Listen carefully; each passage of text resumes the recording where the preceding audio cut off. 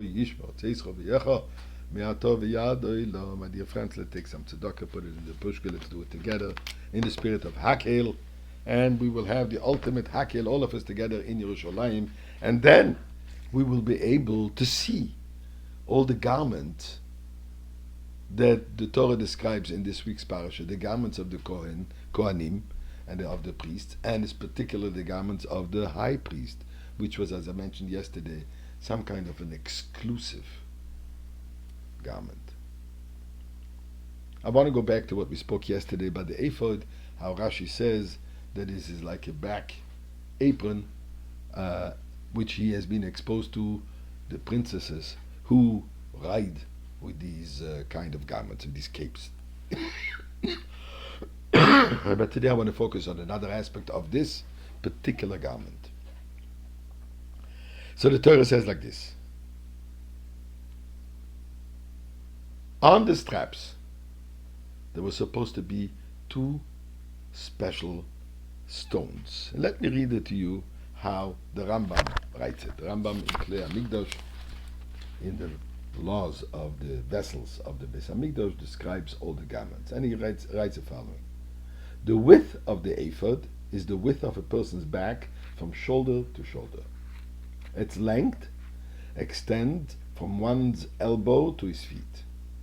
And then he says, it has two bands extending from it on either side with which it is fastened. They are called the belt of the ephod. Actually, let me show you here a little design. So the ephod is in the back, which we can't see here, but you see on the two shoulders there are some stone, which a strap coming to the front. Now, on this strap, this is what he's talking about over here.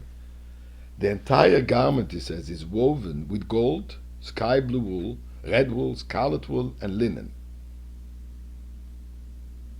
with threads as described with regard to the breastplate.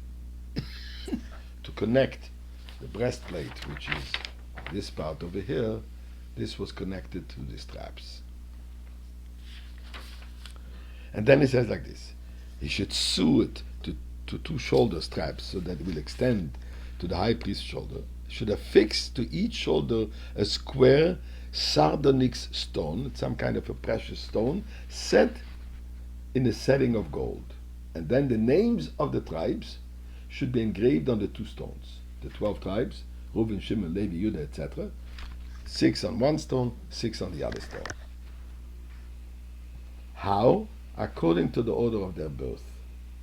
And by the way, Rambam adds, says, Yosef, we could spell Yud, Vav, Samach, Pei, says the Rambam, it was spelled Yud, and then the letter He, and then the letter Vav, Samach, Pei. This way, both sides will have the exact amount of 25 letters, which totals all the names of the 6 and 6 tribes, 25 letters, which corresponds to the Koisevachu, the blessings of God. The blessings come from the word Koisevachu. This is how you should bless.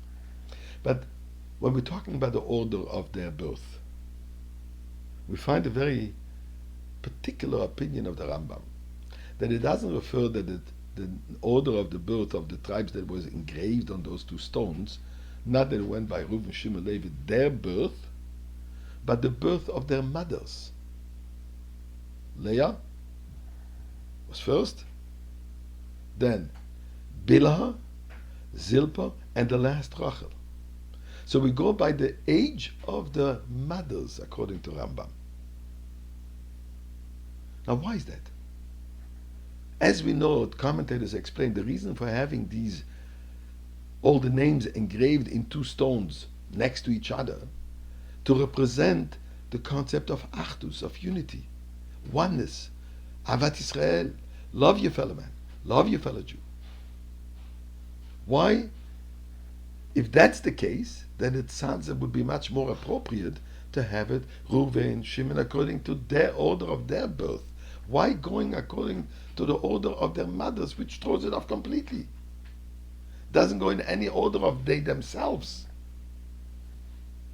What message is there? Says the Rebbe, the message is exactly that. That even when we're out of order.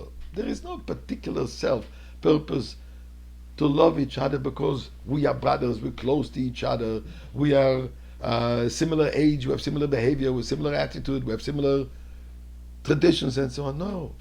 Even when we're completely out of order. We're completely different from each other. Which is representing by the mothers. In other words, and they were different. Rachel and Leah was very different. Bill and Zipporah were very different. Yet, we have to be one. That unity is not based on similarity. Ahavat Israel is based on oneness, recognizing that we all come from one Father in heaven. And this is the ultimate Achdus, and this is what brings the ultimate redemption. Now,